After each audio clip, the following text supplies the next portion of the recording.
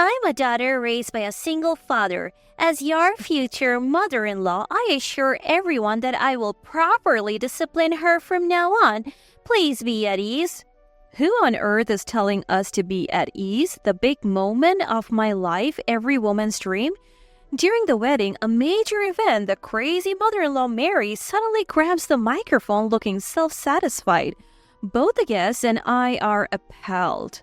Your beloved son sitting next to me is so embarrassed, he's about to cry. Mary, what are you thinking? Are you out of your mind? My name is Amy, a 32-year-old office worker. I met Potter, who's 2 years younger, on a dating app. After dating for 2 years, we decided to get married. We first went to my dad, who cried tears of joy. I naively thought Potter's parents would react the same, but that expectation was quickly dashed. No way, I don't approve. Someone you met through such an obscure method and moreover from a single parent? I won't accept it. I was taken aback by the uniquely outrageous Mary. Contrary to her father-in-law, Thomas said, "Hey, that's rude. Sorry, Amy. I still can't let go of my child. Please, take good care of Potter." I had heard Mary was a bit overprotective, but this was beyond my expectations. She's like a monster. Potter is an only child, and Mary and Thomas married late. Mary was 42 when Potter was born. Nowadays, meeting through a dating app is not unusual, but it seems they have a strong impression that no good people come from online meetings. Furthermore, they seem to really dislike the fact that I was raised by a single parent. Children of divorced parents have higher divorce rates. I don't want Potter to go through that sadness. What an absurd claim. I thought, where did she get that information?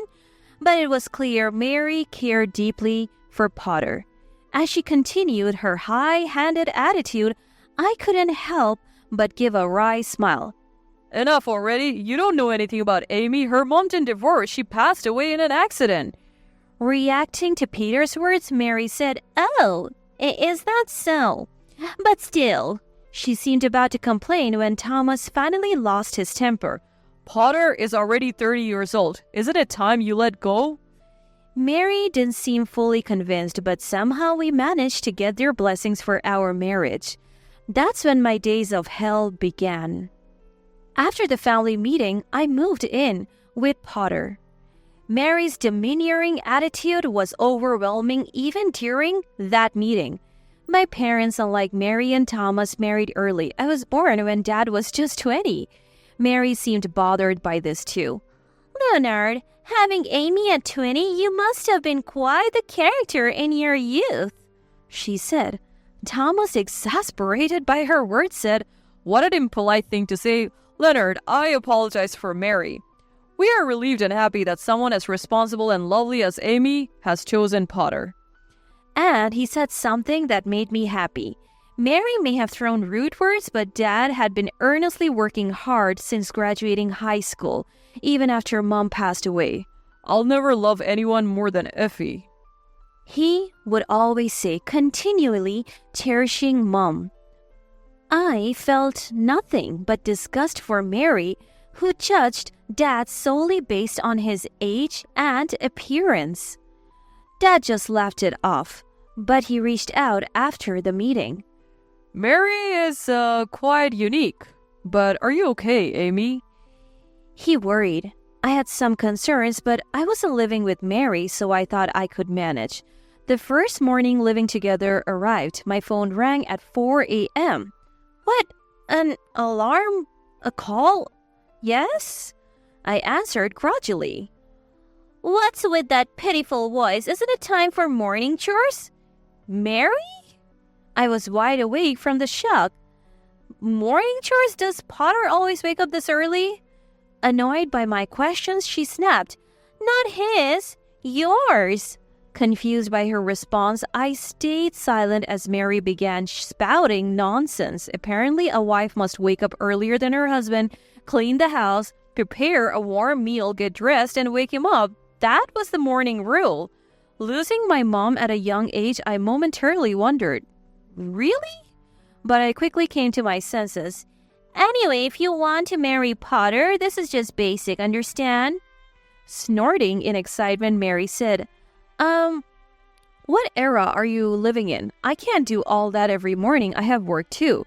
Potter said he's fine with a light breakfast and I'll try to do the cleaning on my days off without overexerting myself. I apologized briefly and went back to sleep. I felt a bit rude, but Mary calling early in the morning with her bizarre rules was pretty rude too, so I figured we were even as I drifted back to sleep. Unsurprisingly, I overslept because of the weird wake-up call. That's what I've been saying, I'm fine, just stop it already. Potter seemed quite angry on the phone. Apparently, Mary, unable to bear that I didn't answer her call, phoned Potter and ended up getting scolded by him. Potter apologized to me profusely. Potter is on my side. Everything will be okay. That alone reassured me. After that day, I didn't hear from Mary again. I heard later that Potter had talked to Thomas, and Mary got a serious talking too. Though I thought Mary was odd, I was too busy to deal with her. The reason was the wedding preparations. Wedding ceremonies are fun to watch, but being on the organizing side was overwhelming with so many decisions to make. I wanted to decide everything with Potter, but then he said, I'm fine with anything. The bride is the star of the wedding, right? I'm just a supporting role, so I want the wedding to be how Amy wishes. He said it like he had made a great point, which made me furious. Huh? A supporting role? What do you mean? Is it my wedding alone? My frustration exploded and I burst into tears. Seeing me cry, Potter looked panicked. No, that's not what I meant. I'll work hard on the wedding preparations too. Let's make it a wonderful ceremony. And he said after that, Potter made sure to attend every wedding meeting with me on his days off. Though we had been drifting apart recently, we started laughing together again like before. Then came the day I was most looking forward to, choosing the wedding attire. I still haven't forgiven what happened that day. I was shocked when I arrived, because Thomas and Mary, whom I hadn't seen in a while, were there. It's been a long time. Why are you here today? Unable to hide my confusion, my smile turned strained. Why? When I talked to Peter yesterday, he said it was the dress selection day today. I came to see Potter looking handsome, Mary said in her usual domineering manner. I felt slightly dizzy at her words, and there was Potter, not looking the least bit sorry. Needless to say, the rest of the dress selection was not fun at all for me. Inside the dressing room, Mary was being overly enthusiastic. This one is nice too. Potter looks good in everything. Let's try that one next. Even the planner, Eleanor, seemed strained by the unexpected participation of Thomas and Mary. I have never seen a mom so involved in her son's outfit selection. Quite a mother-in-law you have there. Are you okay? She whispered to me, leaving me feeling embarrassed. Nevertheless, I refocused and chose a dress. Among the many options, I picked my dream mermaid-style dress. I had always admired its beautiful line since attending a friend's wedding. I had been dieting and even gave up my favorite chocolate attending the gym and spa just to fit into this dress. Trying it on, Eleanor commented, "Wow, you look beautiful. It suits you so well." Her words filled me with joy for all my hard work. Thomas nearby added, "Amy's tall and slender figure makes the dress look even more stunning." Hearing this, Mary approached and said, "Oh no, what a vulgar dress. It's showing off your body too much. Are you trying to attract men's attention or what?" Her command was incredibly rude. "Not at all. This is a popular dress and suits her very well." Eleanor quickly intervened, but Mary was not listening. "At our wedding, my brothers will be there too. Do you want to make a fool of me with such an indecent daughter-in-law? That's why I didn't want this marriage in the first place." After all the days off I took for the appointments, after all the dieting, my dream dress was being called vulgar? Am I really becoming part of this family? This is impossible, right? My pent-up anger exploded. Enough. Why does our wedding have to be according to your wishes? What do you want me to wear? Something like your Robert-like outfit and huge shoulder pads? Mary's face turned red at my words. Eventually, Potter and Thomas intervened in our argument. You're unbelievable. Apologize to Amy. She looks great. Your comments are what's questionable. Thomas scolded. He apologized to me and then dragged Mary away. Despite that was also Amy's fault, right? I agree with Mom this time. I also have doubts about that dress. Choose something more modest. Potter said. I was deeply hurt by his words. I had always told Potter I wanted to wear a mermaid dress and he had agreed, but now, doubting whether I should continue with the marriage, I decided, I'm going back to my parents' house for a while. I'm not sure if we should get married like this. Potter was silent for a moment before saying, My feelings haven't changed. Despite his words, I went back home. Dad, I'm sorry. The wedding might be off. To this, Dad simply replied, I see, and asked no further questions. I felt deeply sorry that Dad had been looking forward to seeing me as a bride. Alone with my thoughts, I began to reminisce about the fun times Potter and I had shared over the past 2 years.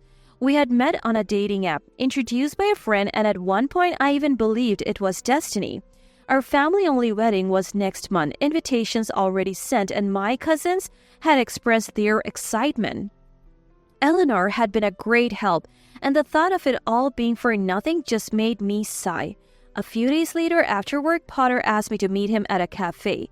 To my surprise, Thomas and Mary were there, and urged by Thomas, Mary apologized to me. I was wrong last time. Thomas scolded me. I let my anger get the best of me. Mary seemed genuinely downcast.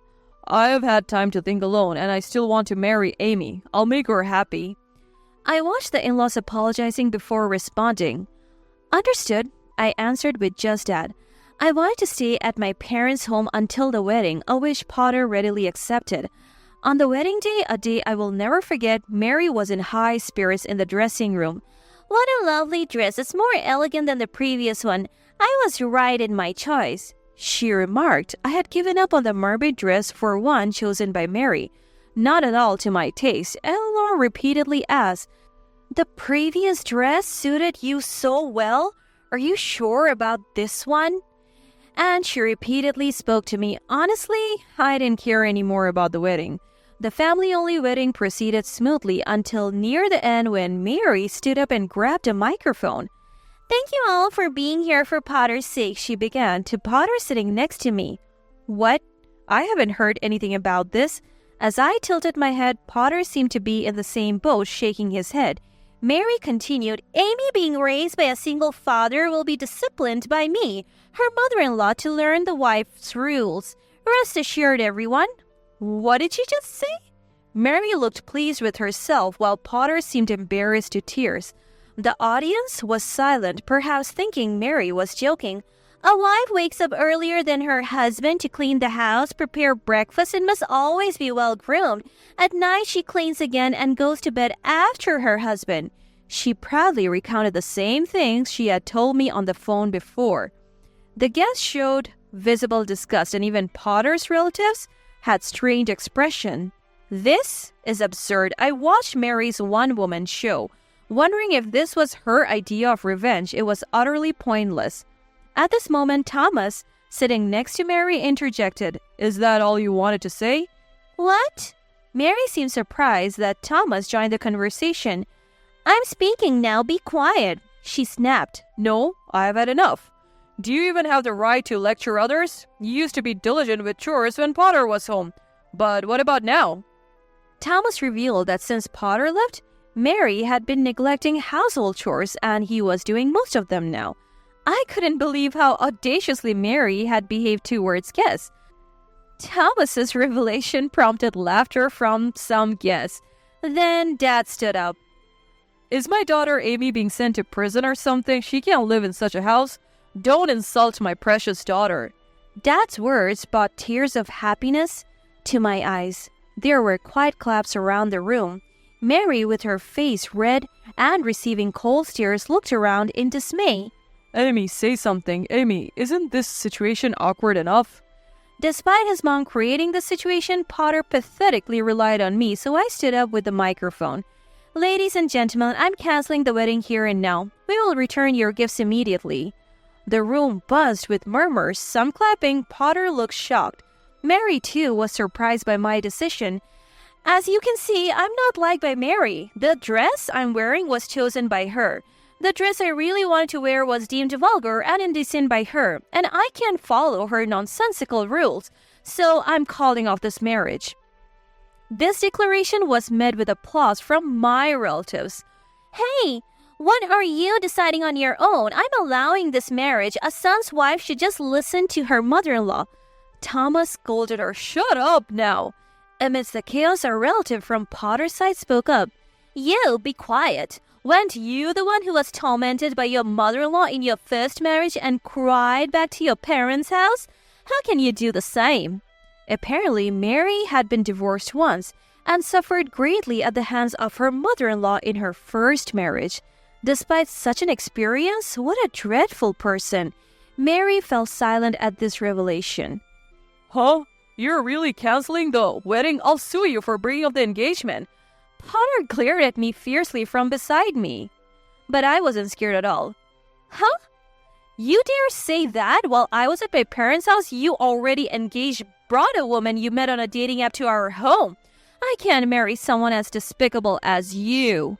Potter's face paled. Well, he stammered. Everyone, Potter just said he would sue me for breaking off our engagement despite him cheating during our engagement. I know everything, so go ahead and sue. How dare you say such a thing? Screw you.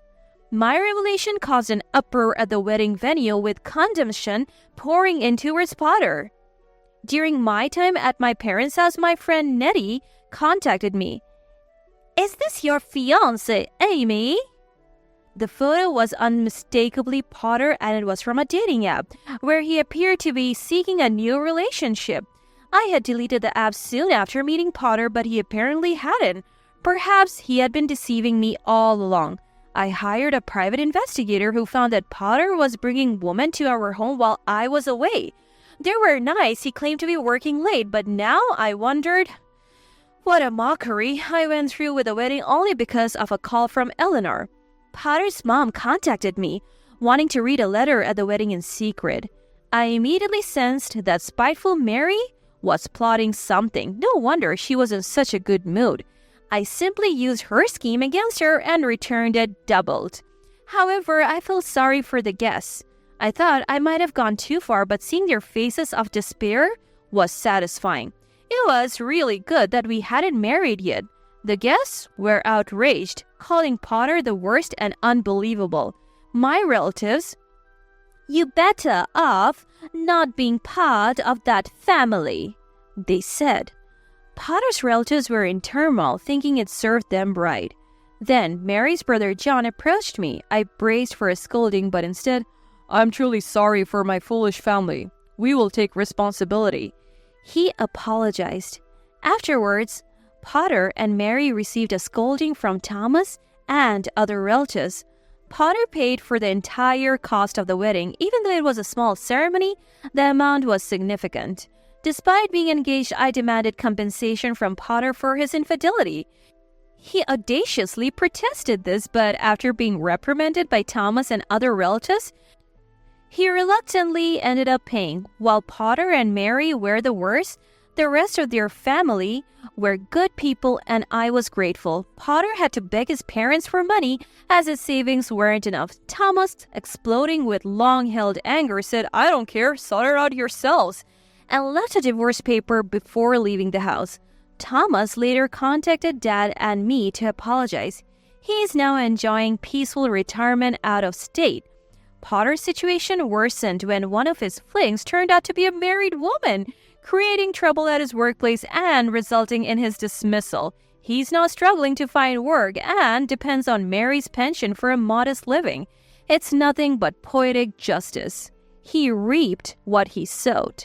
Years later, a friend introduced me to someone and I remarried. I finally wore my dream mermaid dress at my second wedding.